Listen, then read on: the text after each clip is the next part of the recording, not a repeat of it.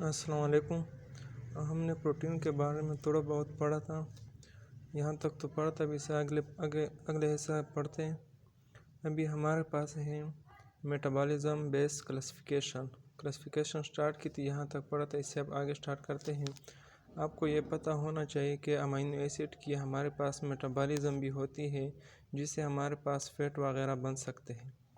अभी हमारे pass metabolism based classification है अमीनो एसिड की। एक होते हैं ग्लूकोजेनिक अमीनो एसिड, जैसा कि नाम से ज़ाहिर है ग्लूकोजेनिक, जिससे हमारे पास जिस्म में ग्लूकोज बनते हों। जिस नाम से ज़ाहिर है ग्लूकोजेनिक ग्लूकोज, यानी वो अमीनो एसिड जिससे हमारे जिस्म में ग्लूकोज बनता हो।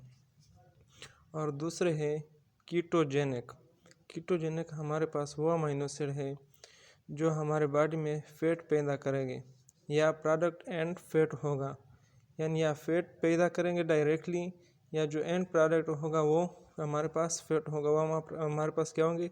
Ketogenic amino acid. दूसरे हमारे पास है glucogenic plus ketogenic amino acid. ये वो अमीनो एसिड है हमारे पास जिससे हमारी बॉडी फैट या ग्लूकोज दोनों को प्रोड्यूस करता है। जिस तरह हमने पहले ही पढ़ा, ग्लूकोजेनिक ग्लूकोज पैदा करते हैं, कीटोजेनिक हमारे पास फैट। ग्लूकोजेनिक प्लस कीटोजेनिक वो अमीनो एसिड है जो हमारे बॉडी में फैट और ग्लूकोज दोनों को प्रोड्यूस करेगा। अभी हमारे पास अगली क्लासिफिकेशन है on the basis of nutritional requirement. इसमें हमारे पास पहला है essential amino acid. Essential amino acid वो है जो हम थ्रू डाइट लेते हैं। आपको सिर्फ इतना याद होना चाहिए कि एसेंशियल अमीनो एसिड हम तक कहाँ से हासिल कर सकते हैं। एसेंशियल अमीनो एसिड हमें सिर्फ थ्रू डाइट मिल सकते हैं। और दूसरे है non essential amino acid. Non essential amino acid are produced by the body itself, यानी ये बॉडी के अंदर खुद ब खुद पैदा हो जाते हैं, जो नॉन एसेंशियल है। एसेंशियल थ्रू डाइट हमने ज़रूर लेने होंगे, नॉन एसेंशियल हमारी बॉडी खुद प्रोड्यूस करती है। और तीसरी है सेमी एसेंशियल अमीनो एसिड। ये वो अमीनो एसिड जो सिर्फ रिक्वायर होते हैं हमें, यानी ये सारी उम्र तो रिक्वायर नहीं होते, लेकिन बाज़ औक़ात ऐसी कंडीशन आ जाती जो हमें इसकी रिक्वायरमेंट हो जाती है। ये कहाँ पर ज़रूरत होती है हमें? रिक्वायर फॉर ग्रोइंग चिल्ड्रन, यानी जो बच्चे बड़े होते जाते हैं तब हमें ज़रूरत होती है।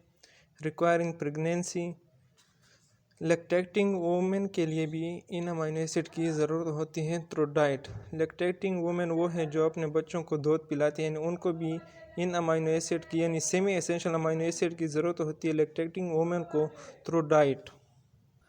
अच्छा, आपको एक और बात भी याद रखनी चाहिए। हमारे पास एक होते हैं अल्फ़ा अमीनो एसिड और दूसरे होते हैं बीटा अमीनो एसिड।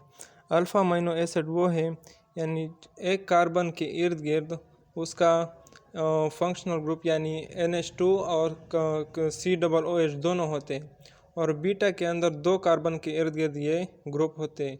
अल्फ़ा में 1 कार्बन के इर्द गिर्द होते हैं और बीटा में 2 कार्बन के इर्द गिर्द ये दोनों ग्रुप होते हैं। अभी अगला हिस्सा पढ़ते हैं। जो मॉलिक्यूलर वेट ऑफ प्रोटीन है टोटल, यानी टोटल वेट ऑफ प्रोटीन, उसमें 16% नाइट्रोजन होता है। जो यानी तो अगर 100% मॉलिक्यूलर वेट ऑफ प्रोटीन है उसमें 16% नाइट्रोजन होगा। Amino acid found in live form. आपको ये बात ज़रूर याद रखनी चाहिए कि अमीनो एसिड जो हमारे पास होते हैं वो हमारे पास लिव फॉर्म में होते हैं, और जो कार्बोहाइड्रेट है वो हमारे पास डेक्स्ट्रो फॉर्म में होते हैं। ये death tissue having dextro amino acid, ये हमारे पास एक्सेप्शन कैसे आ जाते हैं? जो डेथ टिश्यू होते हैं हैविंग डेक्स्ट्रो अमीनो एसिड। ठीक हो गया। Only live and alpha amino acid are present in our body. ये MCQs के लिए बहुत ज़रूरी है। ये जो पॉइंट्स मैंने लिखे हैं आपको एक एक याद होना चाहिए। Only live and alpha amino acid are present in our body. अभी हमारे पास अगली क्लासिफिकेशन है classification on the basis of function, यानी फंक्शन के लिहाज से प्रोटीन की क्लासिफिकेशन किया है, यानी अमीनो एसिड की। Standard amino acid. Standard amino acid हमारे पास कौन से हैं? Those amino acid which are involve directly in protein synthesis, यानी ये वो अमीनो एसिड जो प्रोटीन सिंथेसिस में डायरेक्टली इन्वॉल्व होते हैं, उसे हम स्टैंडर्ड अमीनो एसिड कहते हैं।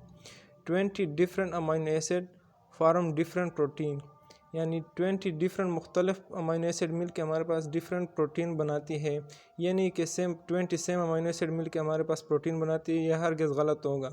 ये MCQs आ सकता है आप लोगों के लिए कि सेम अमीनो एसिड से प्रोटीन बनते हैं या डिफरेंट अमीनो एसिड से प्रोटीन बनते हैं। अभी दूसरे हैं नॉन स्टैंडर्ड अमीनो एसिड। अभी नॉन स्टैंडर्ड अमीनो एसिड हमारे पास कौन से हैं? No take part in synthesis, यानी प्रोटीन की सिंथेसिस में ये इन्वॉल्व नहीं होते। ये जो नॉन स्टैंडर्ड है, no synthesis of protein occur in non standard amino acids. Divide in 3, इनको फिर 3 में डिवाइड किया है नॉन स्टैंडर्ड अमीनो एसिड को। अभी आपके लिए MCQs भी आ सकता है कि स्टैंडर्ड अमीनो एसिड तो हम प्रोटीन की सिंथेसिस में इन्वॉल्व होते हैं, जो नॉन स्टैंडर्ड अमीनो एसिड उनकी आपको ये किस्म यानी एक अक़साम हासिल आ सकते हैं आपके लिए MCQs में कि ये 3 अक़साम है अमीनो एसिड के। ये ABC आप सुना सकते हैं और D में नन भी आ सकता है, ऑल ऑफ दीज भी आ सकता है।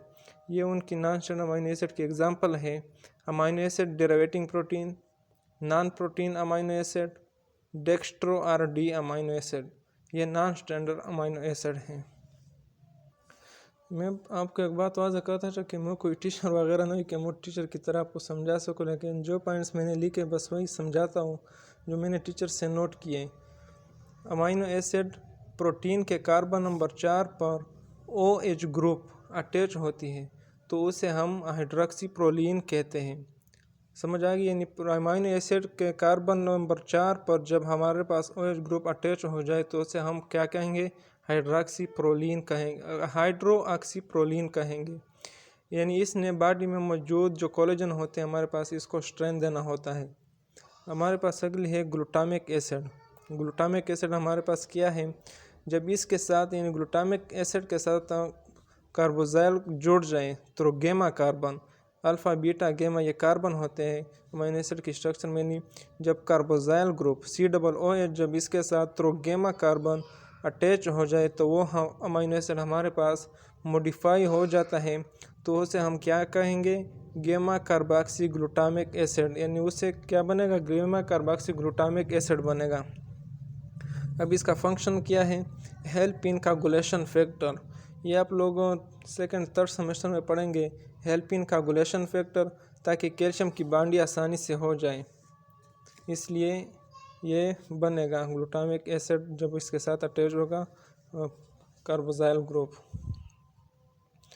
अभी दूसरे हमारे पास नॉन प्रोटीन अमीनो एसिड। हमारे पास नहीं, इसने नॉन प्रोटीन चीज़ों को बनाना होगा। जो नॉन प्रोटीन अमीनो एसिड होते हैं इसने नॉन प्रोटीन चीज़ों को बनाना होगा। इसके एग्जांपल हमारे पास है हिस्टिडीन, हेल्प इन राइपनिंग बनाना, यानी बनाना के पकने में इसकी मदद करते हैं हिस्टिडीन जो होता है। अभी यूरिया फॉर्मेशन हमारे पास क्या है? Urea formation citrulline, argininosuccinate, ornithine and citrulline, ये मिल के हमारे पास क्या बनाते हैं? यूरिया बनाते हैं। ये MCQs भी आ सकता है कि यूरिया हमारे पास किस चीज़ से बनता है?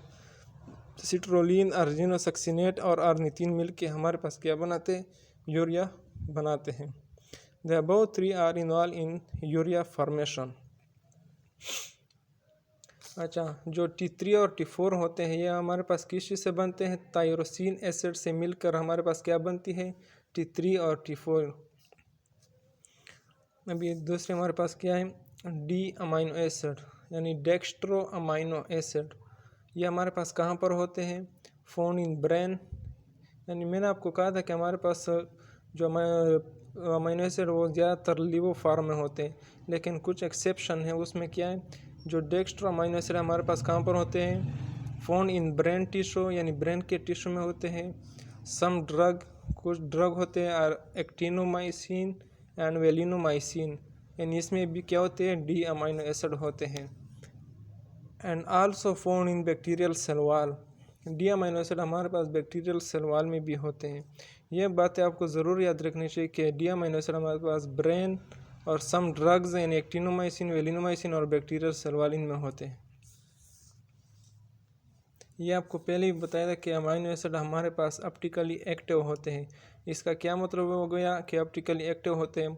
मसलन जब इसके ऊपर लाइट पड़ती है तो वो हमारे पास लेफ़्ट साइड या एंटी क्लॉकवाइज की तरफ रोटेट करती है, जो हमारे पास अमाइनो एसिड है लीवो फॉर्म में। अभी एक्सेप्शनल केसेस में आपको मैंने बताया था कि एक्सेप्ट ग्लाइसिन एक ऐसा अमाइनो एसिड है जो ये न फार्मूला ओबे करता है, इन सब से मुख्तलिफ है।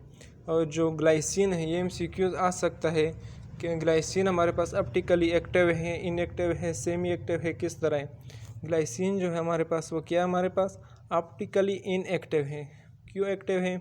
क्योंकि इसके साथ फंक्शनल ग्रुप R नहीं होता, R की जगह भी हाइड्रोजन होते हैं। जो वैसे अमाइनो एसिड है दूसरे, उसमें R यानी एक हाइड्रोजन होता है, एक R ग्रुप होता है, इसमें दोनों यानी R की जगह भी हाइड्रोजन होती है, इसलिए ये है हमारे पास optically inactive glycine.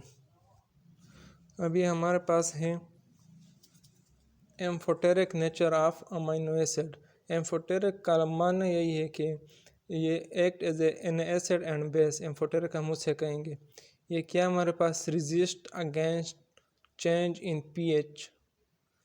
एम्फोलाइट in nature. Ampholyte हमारे पास क्या है? Ampholyte are compound that when dissolve in water can act either as acid और एज बेस। एम्फोलाइट हमारे पास वो कंपाउंड है जब हम पानी में डिज़ोल्व करते हैं तो या वो एसिड की तरह काम करेगा या बेस की तरह। ठीक हो गया। अभी हमारे पास वाटर जो है वो है हमारे पास, वो खुद भी हमारे पास एम्फोटेरिक इन नेचर है। ठीक हो गया। ये भी याद रखना चाहिए कि हम वाटर हमारे पास amphoteric act as an acid and base हमारे पास काम कर सकता है। जो एम्फोलाइट है हमारे पास किस फॉर्म में होते हैं? Will exist mostly as zwitterion in a certain range of pH। ठीक हो गया। एम्फोलाइट हमारे पास ज़्विटर आइन की शक्ल में होते हैं मखसूस pH के अंदर। हमारे पास ज़्विटर आइन क्या है? ज़्विटर आइन हमारे पास क्या है? Also called inner salt. Zwitterion को हम इनर साल्ट भी कहते हैं। ज़्विटर आइन की हम थोड़ा बहुत वो करते हैं detail. Molecule with 2 or more functional group। Molecule with 2 or more functional group of which at least one has positive and one has negative charge, the net charge of entire molecule is 0। हम इसको क्या कहेंगे? ज़्विटर ion कहेंगे। ज़्विटर ion हमारे पास क्या है? ये हमारे पास मॉलिक्यूल है with 2 or more functional group, यानी 2 या 2 से ज़्यादा फंक्शनल ग्रुप के साथ। विच at least one has positive charge, यानी एक का पॉजिटिव चार्ज होगा और दूसरे का नेगेटिव चार्ज होगा, और जो नेट चार्ज होगा हमारे पास वो क्या होगा? 0 होगा। तो उसे हम क्या कहेंगे? ज़्विटर आयन कहेंगे। अच्छा, हमने कहा कि हमारे पास amino acid amphoteric in nature है। एम्फोटेरिक हमारे पास क्यों? क्योंकि इसके अंदर बेसिक यानी बेस भी है, एसिड भी है। ठीक है, बेस और एसिड दोनों है हमारे पास, इसलिए हम इसको कहते हैं अमाइनो एसिड हमारे पास क्या एम्फोटेरिक इन नेचर है। अभी न्यूट्रल अमाइनो एसिड हमारे पास कौन से हैं? न्यूट्रल अमाइनो एसिड में चार्ज की कंसंट्रेशन सेम होती है, यानी दोनों तरफ से पॉजिटिव और नेगेटिव दोनों सेम होते हैं। जब दोनों सेम हो जाते तो चीज़ न्यूट्रल हो जाती है, उसे हम क्या कहते हैं? Neutral amino acid. ठीक हो गया। अभी आइसो इलेक्ट्रिक pH क्या है हमारे पास? वो pH जिसमें पॉजिटिव और नेगेटिव चार्जेस, यानी आइसो इलेक्ट्रिक pH वो है जिसमें पॉजिटिव और नेगेटिव चार्जेस दोनों सेम हो। ठीक हो गया। इसको क्या कहेंगे हम? Iso electric pH। अभी इसकी एग्जांपल क्या है आइसो इलेक्ट्रिक pH की? इसको ज़रूर याद रखना है, ये MCQs में आया था है। जो प्रीवियस MCQs थे उसमें ये आया था, हमारे वाले में तो नहीं आया था, लेकिन उससे जो प्रीवियस थे उसमें आया था। अभी लियोसिन है, ये 6 pH पर हमारे पास क्या होता है? आइसो इलेक्ट्रिक फॉर्म में होता है। ठीक हो गया। जो लियोसिन है ये हमारे पास आइसो इलेक्ट्रिक फॉर्म में होता है 6 pH पे।